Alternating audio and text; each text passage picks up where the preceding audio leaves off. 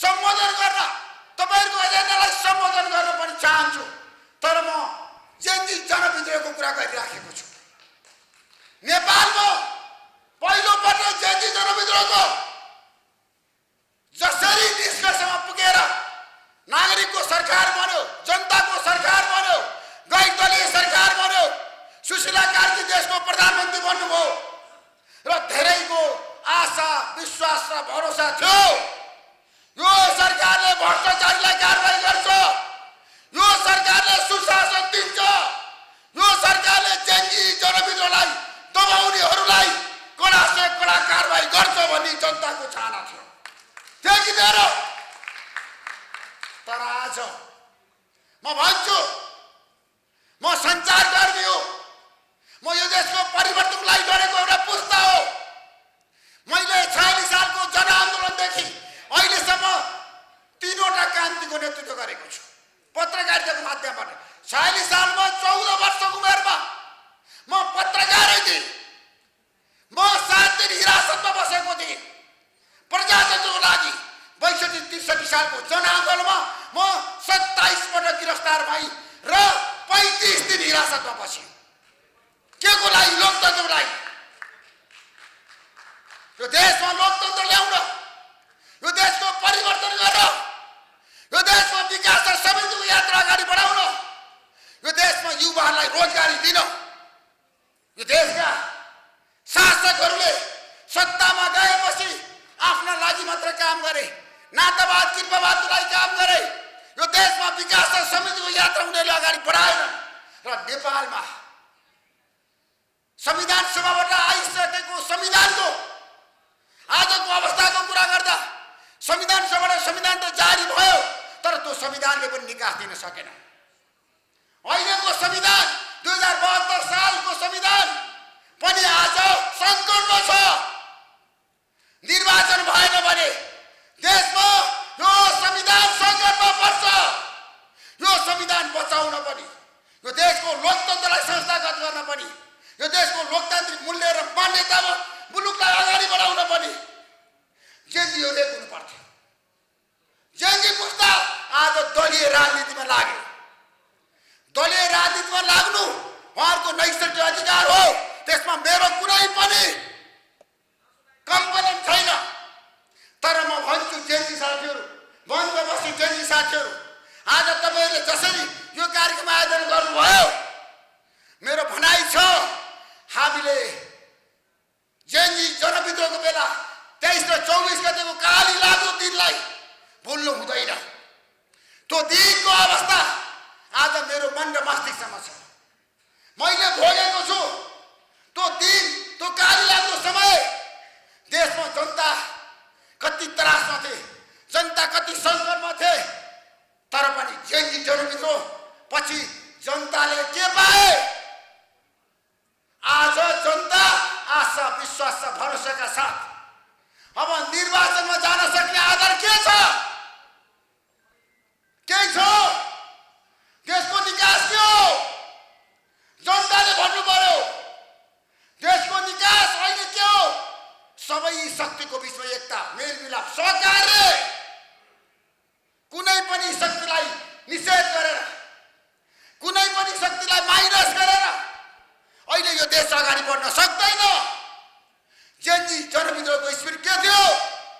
म प्रधानमन्त्री सुशीला कार्कीको सरकारलाई भन्न चाहन्छु, प्रधानमन्त्री तपाईँले आजसम्म भ्रष्टाचार गर्नुभएको छैन होला। मलाई विश्वास छैन सुशीला कार्कीले भ्रष्टाचार गर्नुहुन्छ भन्ने कुरा। तर सुशासन तपाईँले दिन सक्नुभयो कि भएन? प्रधानमन्त्रीज्यू, तपाईँको क्याबिनेटको 3 जना मन्त्री आज दलमा हुनुहुन्छ, उहाँहरू चुनाव लड्ने तयारीमा हुनुहुन्छ। कुलमान घिसिङ राष्ट्रिय स्वतन्त्र पार्टीको उपसभापति हो। यो सरकार भनेको गैर दलीय सरकार हो। तर म कुलमान घिसिङलाई भन्न चाहन्छु, तपाईँले राजनीति नैतिकता देखाउनुपर्छ, तुरुन्त राजीनामा दिनुपर्छ। दलीय सरकार होइन, गैर दलीय सरकार हो भन्न सक्नुपर्छ। कुलमानजी, तपाईँ कुशल प्रशासक होला, तपाईँ भोलि राजनीतिमा आउनुहुन्छ, हामीलाई थाहा छ। पनि लड्नुहुन्छ। राष्ट्रिय स्वतन्त्र पार्टीको तपाईँ उपसभापति भइसक्नु भएको छ, तर तपाईँले म कुनै पनि दलमा छैन भने भन्न मिल्छ? किन भन्दाखेरि एकजना नेता, सरकारको मन्त्री, राष्ट्रिय स्वतन्त्र पार्टीको उपसभापति, म भन्छु प्रधानमन्त्रीले राजीनामा आइसक्नु भएको छ। 3 जना मन्त्रीको सञ्चार मन्त्री जगदीश खरेल, खेलकुद मन्त्री बब्लु गुद्दा र ऊर्जा मन्त्री कुलमान घिसिङ। तर अहिलेसम्म कुलमान घिसिङले के भनिरहनु भएको छ? म कुनै पनि दलमा छैन भनिरहनु भएको छ। मेरो भनाइ यो सरकारको काम के हो? चुनाव गराउने हो। यो सरकारको दायित्व के हो? निर्वाचन गराउने हो। यो देशको अहिलेको जनताको चाहना के हो? निर्वाचन हो। कस्तो निर्वाचन? स्वतन्त्र, निष्पक्ष, धाररहित निर्वाचन। देश बनाउने, देशमा अब आशा, विश्वास, भरोसा दिलाउने युवा पुस्ताहरूलाई यो देशमा बसेर रोजगारी दिन सक्ने वातावरण मिलाउने कि नमिलाउने? यो देशमा आज रोजगारी दिन सक्ने अवस्था छ? लाखौं लाख युवाहरू बाहिर छ, हजारौं युवाहरू बाहिर छ। प्रत्येक दिन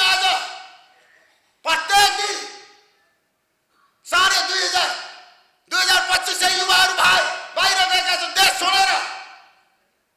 यस्तो अवस्था छ देशमा। खोइ हामीले रोजगारी दिन सकेको, खोइ उद्योग धन्दा सञ्चालन गर्न सकेको। आजको एजेन्डा मेरो म राजनीतिमा आउला नआउला ठुलो कुरा होइन, देश ठुलो कुरा हो। देश पहिला देश बचाउने हो। देश रह्यो भने देश अहिले विषम परिस्थितिमा छ, देश सङ्कटमा छ। यो देश सङ्कटमा परेको बेला सबै शक्ति एक हुनुपर्छ पर्दैन? सबै मिल्नुपर्छ पर्दैन? युवाहरूले चाहेको के हो? यो देशको अहिलेको निकास के हो? सबै शक्तिको बीचको एकता, मेलमिलाप, सहकार्य, एकता, सबैको अपनत्व हुने गरी एउटा राष्ट्रिय सहमति आजको आवश्यकता हो।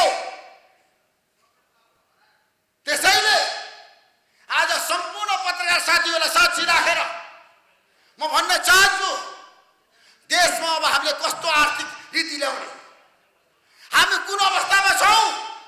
आज खुला अर्थतन्त्रको विकल्प छैन। देशमा लगानीको वातावरण बनाउनु पर्छ पर्दैन? पर्छ। त्यसको लागि के गर्ने? नीति स्पष्ट हुनुपर्छ। अब देश बनाउनलाई स्पष्ट नीति चाहियो, योजना चाहियो, कार्यक्रम चाहियो। 10 वर्षमा कस्तो नेपाल बनाउने, सुसम्पन्न नेपाल बनाउने, समृद्धिशाली नेपाल बनाउने, सबै नेपालीको आर्थिक स्थिति सबल र सक्षम बनाउने, त्यस्तो नेपाल हामीले खोजेका छौँ। कुनै पनि नेपालीलाई पीडा नहोस्, कुनै पनि नेपालीलाई दुःख नहोस्, कुनै पनि नेपालीलाई समस्या नपरोस्, कुनै पनि नेपाली रोजगारीको लागि विदेश जान नपरोस्। त्यस्तो देशको निर्माणको अभियानमा हामी छौँ। अबको हाम्रो देशको यात्रा। त्यसैले आज म तपाईँहरूको साथमा छु।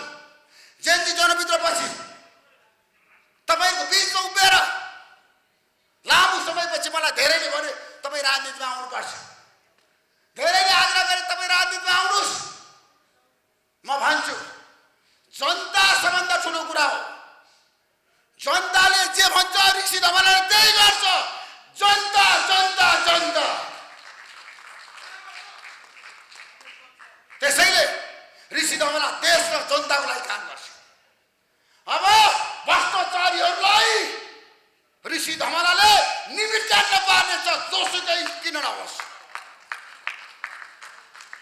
अबको एजेन्डा यो देश बनाउने एजेन्डा, स्वास्थ्य र शिक्षा, रोजगारी र सम्पन्न नेपाल आजको आवश्यकता हो।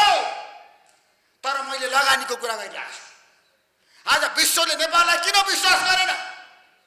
आज नेपाल किन सम्पन्न बनेन? किन कांग्रेस, कम्युनिस्टले अथवा अहिलेको राजनीतिक दलहरूले, खास गरी पुराना राजनीतिक दलहरूले 30 वर्ष 35 वर्ष देशको नेतृत्व गरेका दलहरूले पनि देशको विकास गर्न सकेन, देश बनाउन सकेनन्। तर अब देश कसले बनाउने? जनतालाई कसले खुसी पार्ने?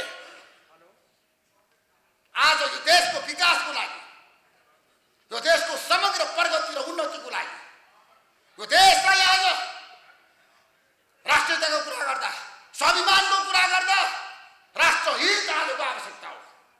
र आज हाम्रो देशको फरेन पोलिसी, आज हाम्रो आर्थिक नीतिमा हामी के सबल छौँ, सक्षम छौँ? नेपालको नेताले, नेपालको प्रधानमन्त्रीले विश्व सामु गएर आफ्नो पहिचान, प्रतिष्ठा, ख्याति, लोकप्रियता कमाएर नेपालको इज्जत राख्न सकेको छ। आज नेपाल कुन गतिमा गएको छ? त्यसैले म वैकल्पिक राजनीतिक शक्तिहरूलाई पनि अगाडि बढ्न, मिलेरै जानमा आग्रह गर्न चाहन्छु। यो देश अब मिलेर बनाउने हो। यो देशमा झगडा, द्वन्द्व, विवाद, आरोप प्रत्यारोपबाट हामीले देशलाई मुक्त राख्नुपर्छ। यो देश बनाउने हो भने मसँग 3वटा फर्मुला छ। आज म कसैलाई गाली गरेर, कसैलाई आलोचना गरेर म समय खेर फाल्ने पक्षमा छैन। अब यो देश बनाउने हो, सबैको अपनत्व हुने गरी, सबैले यो देश नेपालमा बस्न पाउने गरी, सबैले यो देशमा म सुरक्षित छु भन्ने गरी, सबैले अब यो देशमा म हरेक तहमा पुग्न सक्छु। सबै वर्ग, जाति, लिङ्ग, भाषी, नेपाल भनेको बहुजाति, बहुधारी, बहुशासी मुलुक हो। त्यसैले सबैको अपनत्व हुनुपर्छ, सबैको अस्तित्व रहनुपर्छ देशमा। त्यसै देश बन्दैन। देशमा दूरदर्शी नेता चाहिन्छ, इमान्दार नेता चाहिन्छ, व्यक्तिगत स्वार्थभन्दा माथि उठ्ने नेता चाहिन्छ, राष्ट्रलाई माया गर्ने नेता चाहिन्छ, जनतालाई माया गर्ने नेता चाहिन्छ, जनताको साथमा बस्ने नेता चाहिन्छ, जनताको पीडा, दुःख, कष्टमा सहकार्य गर्ने नेता चाहिन्छ। अनि मात्र त्यो मान्छे सफल हुन सक्छ। नेता भनेको दूरदर्शी हुनुपर्छ, नेता भनेको इमान्दार हुनुपर्छ, नेता भनेको सबैलाई मिलाएर लान सक्ने चौडा छाती भएको हुनुपर्छ, फलाकिलो छाती भएको हुनुपर्छ, हृदय भएको हुनुपर्छ। त्यसै नेता बन्दैन। नेता बन्नलाई धेरै कुरा चाहिन्छ, धेरै गुण चाहिन्छ, धेरैसँग मिलेर काम गर्न सक्ने हुनुपर्छ, सबैलाई मिलाउन सक्ने क्षमता चाहिन्छ। ऋषि धमलाले आफ्नो 35 वर्षको पत्रकारिताको यात्रामा धेरै किसिमको सङ्घर्ष गरेको छ, धेरै शक्तिलाई मिलाएको छ, धेरै शक्तिसँग सहकार्य गरेको छ। सबैसँग मिलेर काम गर्ने क्षमता ऋषि धमलासँग छ। ऋषि धमला आज देश र जनतामा 24 घण्टा चासो, जिज्ञासा, जनताको बारेमा सरोकार राख्ने, जनताको बारेमा मात्रै सोच्ने र यो देश बनाउने एउटा कल्पना, मार्गचित्र, योजना, मास्टर प्लान 10 वर्षमा नेपाललाई कस्तो बनाउने। म आज यहाँ तपाईँहरू सामु म कुनै पनि पार्टीमा आबद्ध छैन, म राजनीतिमा आइसकेको छैन। आजको जेनजीहरूको जनविद्रोहपछिको अन्तर्क्रिया पनि साथीहरूले बोलाउनु म आएँ। म राजनीति गर्न अथवा पार्टी खोल्न अथवा राजनीति गरेर मन्त्री प्रधानमन्त्री बन्ने मेरो चाहना छैन। म जनताको नोकर हुँ, जनताको लागि 24 घण्टा काम गर्छु। म जनताको नोकर बन्न चाहन्छु। मलाई जनताको नोकर बन्न मजा आउँछ, जनतासँग बसेर खान मजा आउँछ। म जनताको सेवक हुँ, जनताको सेवक बन्छु म, जनता। त्यसैले आज जेनजी जनविद्रोहपछि देशमा आशा, विश्वास र भरोसा जगाउनै पर्छ। यो आन्दोलन क्रान्तिलाई संस्थागत गर्नै पर्छ। त्यसको लागि अबको निर्वाचनमा अबको हाम्रो देशको मार्गचित्र के हो आज म घोषणा गर्न चाहन्छु। यहाँ दर्शक पनि हुनुहुन्छ, यहाँ सबै क्षेत्रका व्यक्तिहरू हुनुहुन्छ, यहाँ यो मञ्चमा हरेक वर्गका मान्छेहरू हुनुहुन्छ, महिला, विभिन्न क्षेत्रका तर तबकाका व्यक्ति त्यहाँ हुनुहुन्छ। म भन्न चाहन्छु सबैलाई साक्षी राखेर यो देश बनाउन 3टा मात्र कुरा गर्नुपर्छ। एउटा कुरा स्वास्थ्य र शिक्षामा निःशुल्क। अब कुनै पनि नेपालीले उपचार गर्दाखेरि पैसा तिर्न नपरोस्, कुनै पनि नेपालीको छोराछोरीले पढ्दाखेरि 1 रुपियाँ पनि फी तिर्न नपरोस्। त्यस्तो किसिमको नीति ल्याउनुपर्छ, त्यस्तो किसिमको पोलिसी ल्याउनुपर्छ। अनि मात्र देश बन्छ, देशमा भ्रष्टाचार हुँदैन। आज देशमा किन भ्रष्टाचार भयो तपाईँलाई थाहा छ? स्वास्थ्य र शिक्षामा निःशुल्क गर्नुहोस् त। कुनै पनि नेपालीको छोराछोरीले पढ्दाखेरि पैसा तिर्न नपरोस्, उसले निःशुल्क पढ्न पाओस्। आफूले रोजेको चाहेको स्कुल र कलेजमा विश्वविद्यालयमा अनि त्यसमा भ्रष्टाचार हुन्छ हुन्छ किन भन्दाखेरि मान्छेले किन भ्रष्टाचार गर्छ भन्दा छोराछोरीलाई पढाउनको लागि किन राम्रो स्कुलमा पढाउन चाहन्छ छोराछोरीलाई सम्पन्न बनाउन चाहन्छ एउटा खर्दा एउटा अधिकृत अथवा सहसचिव उपसचिव उनीहरूले किन भ्रष्टाचार गर्छन् भन्दाखेरि छोराछोरीलाई पढाउनु छ छोराछोरीलाई उपचार गराउनु छ आफूलाई उपचार गराउनु छ ल स्वास्थ्यमा हामीले निःशुल्कता लिएर आउँ त मापदण्ड बनाउँ त यी सम्पूर्ण दाजुभाइ दिदीबहिनीले निःशुल्क उपचार गर्न पायो भने के देशमा भ्रष्टाचार हुन्छ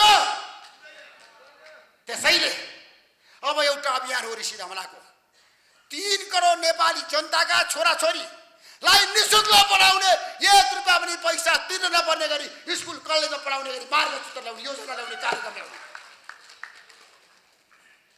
त्यो योजना हो अब सबैलाई खुसी राख्ने स्वास्थ्य र शिक्षामा आमूल परिवर्तन गर्ने देश बनाउनको लागि आज हाम्रो देशमा किन भ्रष्टाचार भइरहेछ किन कुशासन छ किन विदेशमा गए युवा युवतीहरू भन्दाखेरि देशमा सम्भावना छैन भनिन्छ छ यो देश बन्छ यो देश बनाउन सकिन्छ त्यसैले पहिलो कुरा स्वास्थ्य र शिक्षामा निःशुल्क त्यसको एउटा योजना कार्यक्रम ल्याउने राज्यलाई घचघचाउने अबको सरकार जसको नेतृत्व बन्छ निर्वाचनपछि त्यो सरकारले बजेट ल्याउँदा स्वास्थ्य र शिक्षामा निःशुल्क कुनै पनि नेपालीका छोराछोरीले पैसा दिनु नपर्छ निःशुल्क उपचार गर्न पाओस् निःशुल्क पढ्न पाओस् दोस्रो कुरा देश बनाउने दोस्रो कुरा नेपाल आज किन पछि पर्यो नेपालमा किन विकास भएन हामीले कृषि क्रान्ति गर्न सकेनौँ हामीले उत्पादन गर्न सकेनौँ हामीले हाम्रो देशमा भएका उत्पादनलाई अन्तर्राष्ट्रिय बजारमा लिएर जान सकेनौँ र आज नेपाल किन पछि पर्यो नेपालमा किन प्रगति र उन्नति भएन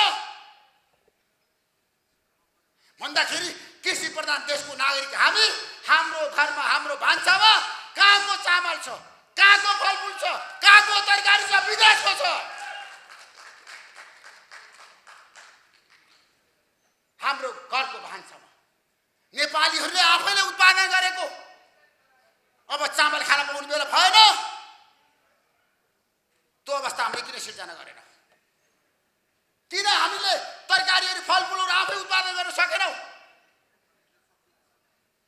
अब हामी आत्मनिर्भर बन्ने हो भने हामीले देशलाई बनाउने हो भने कृषि क्रान्तिमा एउटा मास्टर प्लान चाहिन्छ नेपाली कृषकहरूलाई हामीले सेवा सुविधा दिएर एउटा योजना सहित प्रविधि भित्राएर यो देशको कृषि क्रान्ति सुरुवात गरौँ कृषि कृषि कृषि देशको विकासको मूल एजेन्डा तर त्यो तत्काल नहोला समय लाग्ला तर तेस्रो एजेन्डासम्म छ देशको विकासको मार्गचित्र योजना यदि यो देशको युवाहरू प्रधानमन्त्री भयो यो देशमा नयाँ शक्ति आयो नयाँ अनुहार आयो ऊ इमान्दार भयो उसले भ्रष्टाचार गर्न चाहेन ऊ देशप्रति एकदम निष्ठा र समर्पित भएर लाग्यो भने नेपाल सबैभन्दा छिटो विकास हुने माध्यम के हो नेपालमा पर्यटन क्षेत्रको विकास गर्न सक्यो भने नेपाल 5 वर्षमा स्वर्ग बन्छ सम्पन्न बन्छ तर त्यसको लागि के चाहिन्छ वर्षमा भारतबाट 50 लाख पर्यटक ल्याउने भारतबाट भारतीय प्रधानमन्त्रीलाई कन्भिन्स गर्ने भारतीय सरकारलाई कन्भिन्स गर्ने र भारतबाट यदि हामीले 1 वर्षमा 50 लाख पर्यटक नेपाल ल्याउन सक्यो भने नेपालको विकासमा कायापलट हुन्छ कायापलट हुन्छ हामीले हात थाप्नु पर्दैन भिख माग्नु पर्दैन हामीले भारतलाई भन्नुपर्छ भारतीय सरकारलाई भन्नुपर्छ तिमीहरूको पर्यटक नेपाल पठाइदेऊ तिमीहरूको नागरिकलाई नेपाल पठाइदेऊ हामी सबै सेवा सुविधा दिएर घुमाइदिन्छौँ पशुपतिनाथ पनि घुमाइदिन्छौँ गौतम बुद्ध जन्मेको ठाउँमा पनि घुमाइदिन्छौँ मुक्तिनाथ पनि घुमाइदिन्छौँ त्यो किसिमको योजना चाहियो भन्न सक्नु पर्यो भारतलाई नेपाल बनाउने हो भने 5 वर्षमा नेपाल बन्छ 50 लाख पर्यटक भारतमा ल्याउन सक्यो भने त्यसको लागि एयरपोर्ट चाहियो, प्लेन चाहियो, होटल चाहियो, लगानी गर्नुपर्छ राज्यले। र दोस्रो एजेन्डा चीनबाट, युरोपबाट, अमेरिकाबाट अरु 20 लाख पर्यटक लिएर आउँला। असम्भव छ? देश बनाउन दूरदर्शी नेता भएन, असम्भव केही पनि छैन।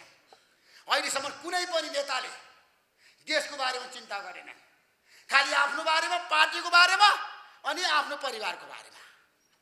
अबको नेतृत्वले सबभन्दा पहिला देश र जनताको लागि काम गर्ने, पार्टीभन्दा माथि उठ्ने र देशको लागि काम गर्ने, दलभन्दा पनि माथि उठ्ने, दलीय स्वार्थभन्दा माथि उठ्ने त्यस्तो लिडर चाहियो, त्यस्तो नेता चाहियो पर्यटन क्षेत्रको विकासको लागि, यो देशको समग्र विकासको लागि। तेस्रो कुरा, देश बनाउन धेरै गाह्रो छैन। किन गाह्रो छैन? काम गर्नुस्। म 18 घण्टा काम गर्छु। काम गर्नुस्, इमान्दारीका साथ काम गर्नुस्, एकले अर्कालाई सम्मान गर्नुस्, एकले अर्काको अपनत्व स्वीकार्नुस्। त्यसैले ऊर्जा क्षेत्रको कान्ति गरौँ। ऊर्जा क्षेत्रलाई आज हामीले सम्पन्न बनाउन सक्छौँ र नेपालले उत्पादन गरेको बिजुली भारत, बङ्गलादेश, विश्वलाई हामीले बेच्न सक्यौँ भने नेपाल 10 वर्षमा विकसित राष्ट्र बन्न सक्छ। तर टिम चाहिन्छ, इमान्दार मान्छे चाहिन्छ, वफादार मान्छे चाहिन्छ, देशलाई माया गर्ने मान्छे चाहिन्छ।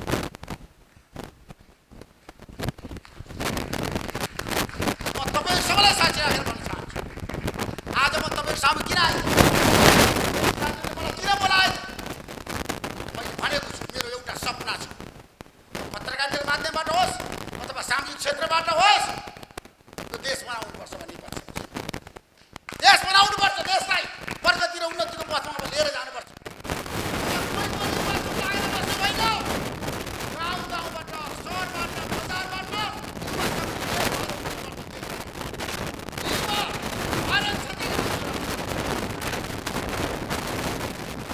देश बनाउनको लागि युवा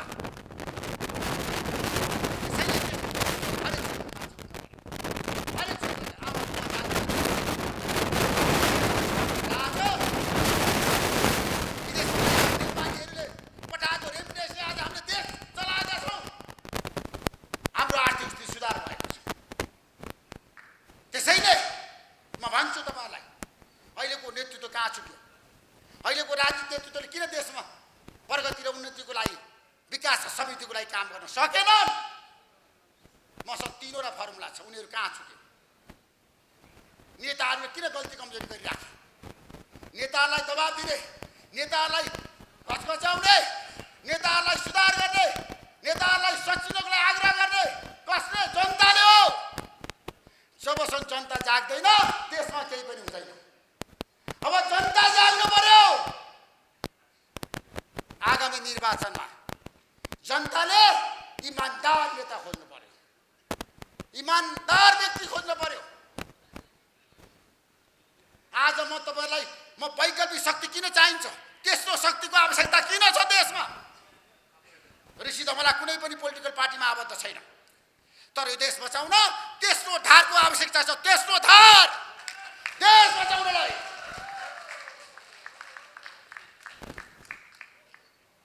तो तेस्रो धारको नेतृत्व गर्ने मान्छे इमान्दार हुन्छ, उनले देश र जनताको पक्षमा काम गर्छ।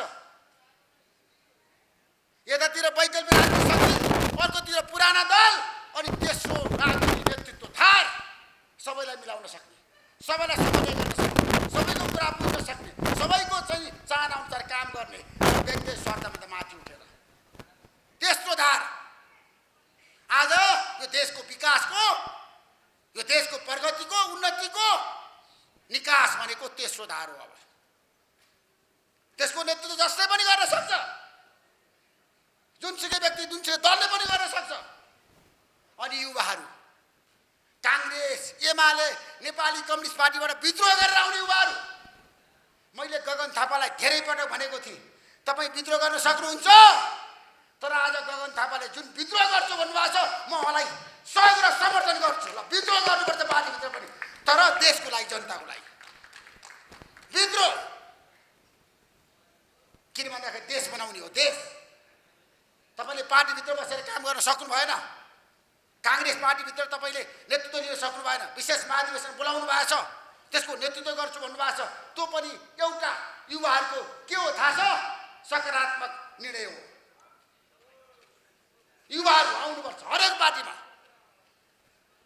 म व्यक्तिगत कुरा गर्न चाहन्न, म कांग्रेसलाई भन्न चाहन्छु, एमालेलाई भन्न चाहन्छु, तपाईहरु सच्चिनु भएन। तर म गाली गर्न चाहन्न, आज गाली गर्न चाहन्न।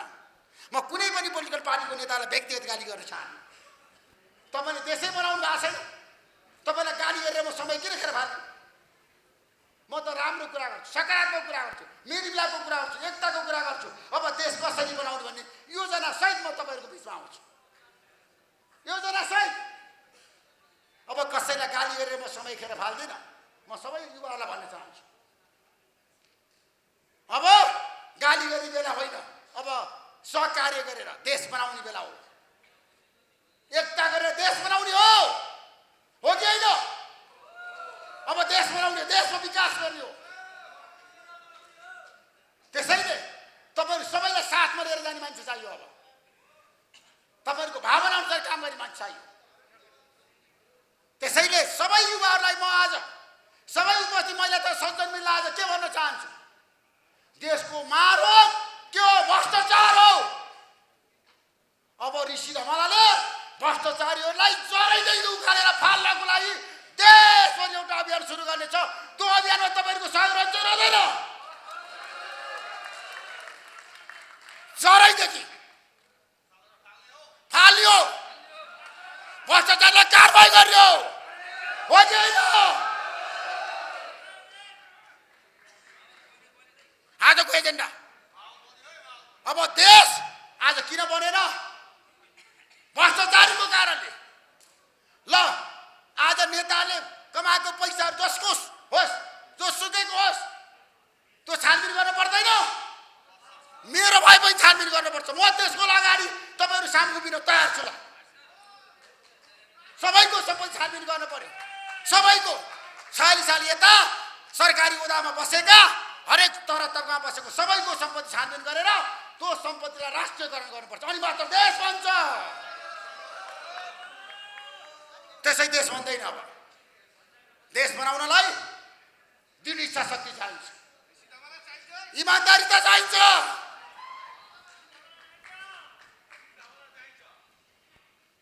त्यसैले भ्रष्टाचारलाई कारबाही, सुशासन। अब देशमा सुशासन र रोजगारी र पारदर्शी समाज आजको आवश्यकता हो। त्यसैले म तपाईहरु सबैलाई भन्न चाहन्छु, आजको दिन मेरो एउटै मात्र नारा छ। त्यो नारा भनेको देशलाई विकास गर्ने हो, देश बनाउने हो। देशमा सबैको अपनत्व छ भनेर सबैको सहकार्य गरेर एकता र मेलमिलाप गरेर यो देशको विकास र समृद्धिको यात्रामा अगाडि बढाउने हो। सबै नेपालीलाई सम्पन्न बनाउने हो, गरिब नेपालीहरूलाई सम्पन्न बनाउने हो। सरकारी पीडितलाई न्याय दिने हो, मिटरबाज पीडितलाई न्याय दिने हो र कबाडीहरूको मागलाई पनि सम्बोधन गर्ने हो। ढुक्क होस् सबैको माग, कबाडीको समस्या पनि समाधान गर्ने, देशमा किसान मजदुर सबैको समस्या समाधान गर्ने, सुकुम्बासी सबैको, सबै नेपालीलाई सम्पन्न बनाउने हो। त्यसको लागि ऋषि धमला खरौँमा उभिनेछ। खरौँमा अब ऋषि धमला तपाईहरुको साथमा रहनेछ, जनताको साथमा। जनता जनता जनता। आजको दिन जयन्ती जनविद्रोह पछिको यो पहिलो अन्तर्क्रिया मार्फत म तपाईहरुलाई साक्षी राखेर भन्न चाहन्छु, देश बनाउनको लागि पहिला तपाईहरु आउनुपर्छ, तपाईहरु उठ्नुपर्छ, युवाहरू जाग्नुपर्छ, हरेक क्षेत्रका मान्छेहरू आउनुपर्छ। आउने चुनावमा मिडियाकर्मीहरूलाई, हाम्रो देशको मिडियाकर्मीहरू जसले जेन्जी आन्दोलन तपाईँहरूको कारणले सफल भयो, देशमा परिवर्तन भयो। म तपाईलाई स्यालुट गर्न चाहन्छु, अभिनन्दन गर्न चाहन्छु। र जेन्जी आन्दोलनको सफलताको सूत्रधार नेपालको मिडिया हो, सोशल मिडिया हो। सबैलाई र शहीद परिवारलाई, शहीदहरूलाई सहितको चाहना अनुसार काम गर्ने, घाइतेहरूको मागलाई सम्बोधन गर्ने, घाइतेहरूको चाहना अनुसार काम गर्ने र घाइतेहरूलाई सँगै लिएर जाने। अभिषेक श्रेष्ठजी कहाँ हुनुहुन्छ? अभिषेकजी, सुरेन्द्रजन थापाजी, सबैलाई धेरै धेरै धन्यवाद दिन चाहन्छु। सबै घाइतेहरूलाई म तपाईँको पीडा मलाई थाहा छ, त्यसलाई सम्बोधन गर्ने प्रयत्न गर्नेछु र जाँदा जाँदा एउटा नारा लगाउँछु। देश बनाउने नारा हो, ऋषि धमलाको नारा होइन। देश बनाउने, देशलाई सम्पन्न राख्ने हो, सबै नेपालीलाई खुसी राख्ने हो। मलाई कुनै पद चाहिएको छैन, म पदको लागि राजनीति गर्दिनँ, म देश र जनताको लागि राजनीति गर्छु। जय जनता। पद चाहिएको छैन मलाई, मन्त्री प्रधानमन्त्री बन्नु छैन, मलाई जनताको सेवक बन्नु छ, तपाईँहरूको सेवा गर्नु छ। तपाईँहरूको सेवाको लागि 24 घण्टा ऋषि धमला हरदम तपाईँको साथमा रहनेछ। र नेपालको फरेन पोलिसीमा एउटा कुरा भन्न चाहन्छु, जाँदा परराष्ट्र नीतिमा तपाईँलाई मन नपर्न सक्छ, तर नेपालको प्रगति र विकासको यात्रा अगाडि बढाउने हो भने यहाँ डाक्टर साहबहरू हुनुहुन्छ, यहाँ सबै साथीहरू हुनुहुन्छ, मञ्चमा आसीन सबै गण्यमान्य प्रतिष्ठित व्यक्तिहरूलाई साक्षी राखेर भन्न चाहन्छु, नेपालको नीति कस्तो हुनुपर्छ भनौँ? छिमेकी फर्स्ट हो कि होइन? छिमेकीसँग राम्रो सम्बन्ध राखेर जानुपर्छ, अनि मात्र नेपाल बन्छ, नेपालले विकास गर्न सक्छ। भारतको सहयोग र समर्थनमा यो देशको प्रगति सम्भव छ। नेपालीहरू आफैले देश बनाउने हो। जय जनता। नमस्कार।